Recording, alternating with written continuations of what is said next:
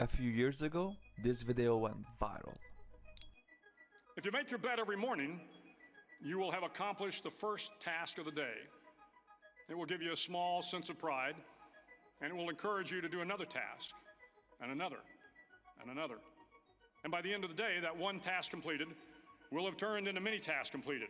Now there's a reason why it got so many views. Because it's a thing many people neglect, including me. It was an eye-opener, so I shared it. Because back then I didn't understand the power of starting your day by completing a task. I didn't understand that completing one task can actually kickstart a chain of other good decisions throughout the day. Now I know what you wanna ask me, did I do it? Did I start making my bed every morning? Well, nope. It's easier said than done, because you have to form a habit. So, a few years later, I bought a book called Atomic Habits by James Clear to help me understand step by step how to build good habits and break bad ones. I enjoyed reading it, and yeah, here's some key takeaways.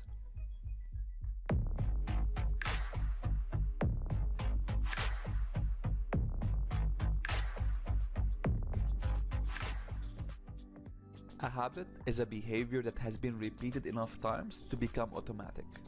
If you find yourself struggling to build a good habit or break a bad one, it is not because you have lost your ability to improve, it is often because you have not yet crossed what James calls the plateau of latent potential.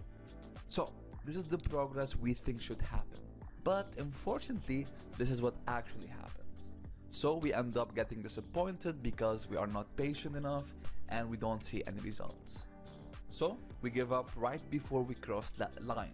We give up before we can achieve what we wanted, and we slide back to our old routines and start developing bad habits. This is where James introduces the 1% formula. Even though improving by 1% is not notable, it can be meaningful if we can do it every day. Here's how the math works. If we can get 1% better each day for a year, we'll end up 37 times better by the time we're done. And if we get 1% worse each day for a year, we'll decline down to nearly zero. So how can we cross this plateau and improve 1% every day? Well, we have to change our mindset, which is ignoring the end goals and purely focusing on the system instead. For example, if you're a business owner, your goal is to have a very successful business. Fair enough, right? But your system is the way you recruit employees, manage the teams, and set the strategy. Successful and unsuccessful business owners, they have the same goal, but what sets them apart is the system. Now, how can we make our system efficient? Well, the backbone of this book is James' 4 laws of behavior change, which is making it obvious, attractive, easy, and satisfying. The first law is to make your habit obvious.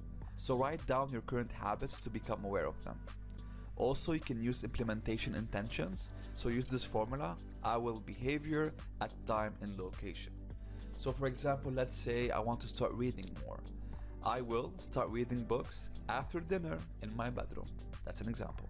Also, another good way to start is using habit stacking. So you form a new habit on top of an existing one. Let's say, for example, every day I want to do 10 push-ups. That's a habit I want to build. After reading a book, or after checking my emails, or after checking my social media accounts, I will do 10 push-ups. I know weird examples, but you get the point. The second law is to make your habit attractive. Use temptation bundling, so pair an action you want to do with an action you need to do. Also, do something you enjoy immediately before a difficult habit. The third law is to make your habit easy, so reduce friction and the number of steps between you and your good habits. Also use that 2-minute rule, so downscale your habits until they can be done in 2 minutes or less. The fourth law is to make the habit satisfying. Use reinforcement, give yourself an immediate reward when you complete your habit. Also use a habit tracker so you can keep track of your habit streak, and this can motivate you and keep you going. Now, if you want to break a bad habit, you can actually invert these 4 laws. So make it invisible, unattractive, difficult, and unsatisfying. I do recommend you read this book. There's more insights and examples to help you get started. I truly enjoyed it, And can you guess what's the first habit I built after reading it? Yup, I started making my bed every morning.